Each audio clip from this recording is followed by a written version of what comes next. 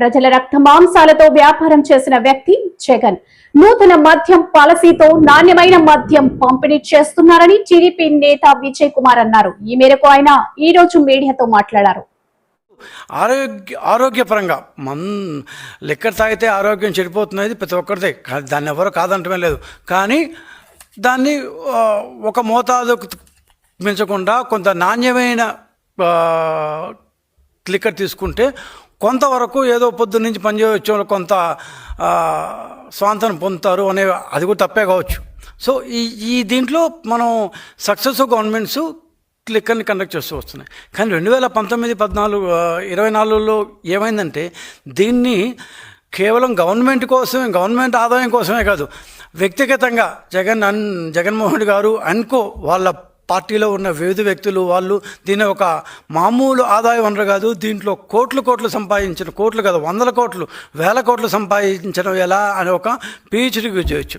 సరే, అది మనం రోజు చూస్తున్నాం ఏ విధంగా సంపాదిస్తున్నారు, అది కోర్టులో ఉంది. ఇప్పుడు మనం దాని గురించి మాట్లాడితే కూడా ఇట్ విల్ బికమ్ సబ్జెక్టివ్స్. సో కోర్టులో ఉంది, కోర్టు దాన్ని తెలుస్తుంది. కోర్టు నిజంగా సుప్రీంకోర్టు కావచ్చు, హైకోర్టు కావచ్చు, చాలా నిర్దిష్టంగా చాలా దాన్ని ఏమంటారు పకడ్బందీగా ఈ కేసుని చూస్తున్నారు. కాబట్టి మనకు ఎలాంటి సందేహం అక్కర్లేదు. ఖచ్చితంగా ఈ ఆరోగ్యం అనేది ఇంతో ఆటలాడుకున్న వాళ్ళు దానికి తగిన పనిష్మెంట్ అనుభవించిన ఖాయం.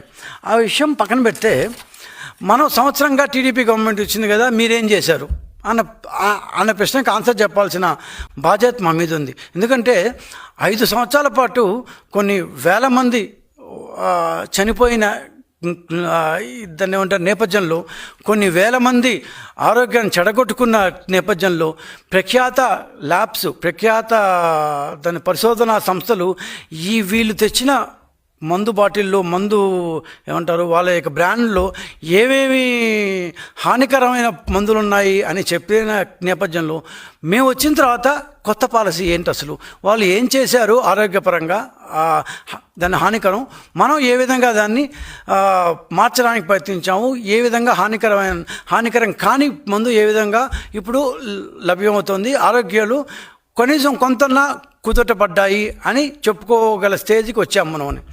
ఇది చెప్పే ముందు మన రాష్ట్రం కాదు, పక్క ఉన్న కర్ణాటక రాష్ట్రం యొక్క ఎక్సైజ్ కమిషనర్, IAS ఆఫీసర్ అయిన ఎక్సైజ్ కమిషనరు కోలార్ జిల్లా అంటే చిత్తూరు పక్క ఉన్న కోలార్ జిల్లాలో ఆయన మొన్న పర్యటిస్తూ, వెంకటేష్ ఆయన పేరు, ఆయన ఏమన్నారంటే one of the reasons for the drop in revenue collection from liquor sales in the district is due to the new liquor policy in neighboring state of Andhra Pradesh. ఇది కర్ణాటకలో లిక్కర్ సేల్స్ తగ్గిపోయాయంట. కర్ణాటకలో liquor sales తగ్గిపోతే మనకేం సంబంధం అంటే, దానికి ఆ రాష్ట్ర ఎక్సైజ్ కమిషనర్ వెంకటేష్ గారు చెప్పిన కారణం ఏమంటే, పక్క రాష్ట్రంలో ఇది మేము చెప్పింది కాదు, ఇది కర్ణాటక లిక్కర్ కమిషనర్ వెంకటేష్ గారు చెప్పింది. పక్క రాష్ట్రంలో అత్యంత అద్భుతమైన మంచి లిక్కర్ పాలసీ తెచ్చేందువలన నాణ్యమైన ఇది లిక్కర్ చాలా చీప్ ధరకే దొరుకుతున్నందున కర్ణాటకలో మా సేల్స్ తగ్గిపోయాయి అని. అదే కాదు, తెలంగాణ పత్రికల్లో పలు కథనాలు వచ్చాయి. ఏమని, ఏపీలో ప్రీమియం లిక్కర్ బాండ్స్ అందుబాటులో లేక అధిక ధరలకు మద్యం కొనలేక తెలంగాణ సరిహద్దు జిల్లాల్లో మద్యం కొనేవాళ్ళు ఇప్పుడు ఏపీ ప్రభుత్వం నూతన పాలసీతో, ఇది కూడా నేను చెప్పింది కాదు, తెలంగాణ పత్రికల్లో వచ్చింది, గూగుల్ చేస్తే ఎవరికైనా కనిపిస్తుంది. సో ఏపీ ప్రభుత్వం నూతన పాలసీతో అక్కడే తక్కువ రేటుతో తక్కువ మద్యం దొరుకుతోంది. ఇక్కడ మేము మద్యాన్ని ప్రోత్సహించాలి అన్న విషయం కానే కాదు, కాకపోతే ఉన్న విషయాన్ని ప్రజలకు తెలియజేయాలన్న ఉద్దేశంతో చెప్పడమే. మన అటుపక్క ఉన్న కర్ణాటక, ఇటుపక్క ఉన్న తెలంగాణ, ఈ 2 ఇంక్లూడింగ్ తమిళనాడు, ఈ 3 స్టేట్లో లిక్కర్ సేల్స్ తగ్గాయి. నిజానికి మన స్టేట్లో లిక్కర్ సేల్స్ కూడా ఈ సంవత్సరం పెరిగాయి, ఆ మాట కూడా మనం ఒప్పుకోవాలి. గత సంవత్సరం 3 నెలలతో పోలిస్తే ఈ సంవత్సరం 3 నెలల్లో 10% ఆదాయం, 10% లిక్కర్ సేల్స్ పెరిగింది. వాళ్ళ దగ్గర తగ్గాయి. వాళ్ళ దగ్గర ఎందుకు తగ్గాయంటే వాళ్ళు చెప్పే కారణాలు అంటే ఆంధ్ర యొక్క పాలసీ చాలా బాగుంది.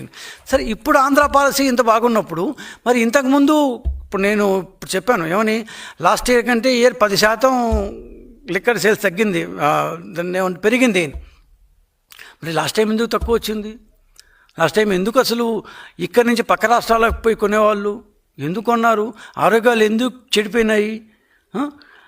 ఎందుకు అంటే మద్యపానం నిషేధాన్ని బాగా వినండి, మద్యపాన నిషేధాన్ని అమలు చేస్తానని అధికారంలోకి వచ్చిన జగన్మోహన్ రెడ్డి కరెక్ట్గా గాంధీ జయంతి నాడే, ఆయనకి ఎంత మంచి డేట్ దొరికిందో కూడా, గాంధీ జయంతి నాడే అక్టోబర్ 2వ తేదీని ఆయన కొత్త మద్యం పాలసీతో రాష్ట్రంలోని డిస్టిలరీస్ అన్నీ మావే, ఆదాన్ డిస్టిలరీస్ అని ఇంకోదో పెట్టి ఈ డిస్టిలరీకి ఏ పార్టీ వాళ్ళైనా సరే, టీడీపీ, కాంగ్రెస్, వైసీపీ, ఇంకోరు ఏ పార్టీకి సంబంధించిన వాళ్ళు చాలామంది వాళ్ళే ఉన్నారు, ఏ పార్టీకి సంబంధించిన వాళ్ళే, వాళ్ళందరి దగ్గర డిస్టిలరీస్ని వీళ్ళు సొంతానికి తీసుకునేశారు, అంటే లీజ్ తీసుకునేశారు. లీజ్ తీసుకునేసి మొత్తం వీళ్ళు చెప్పిన ఇంతకుముందు ప్రముఖ బ్యాండ్లకి వాళ్ళు జాబ్ వర్క్ చేసేవాళ్ళు అప్పుడు ఏం చేశారంటే మేము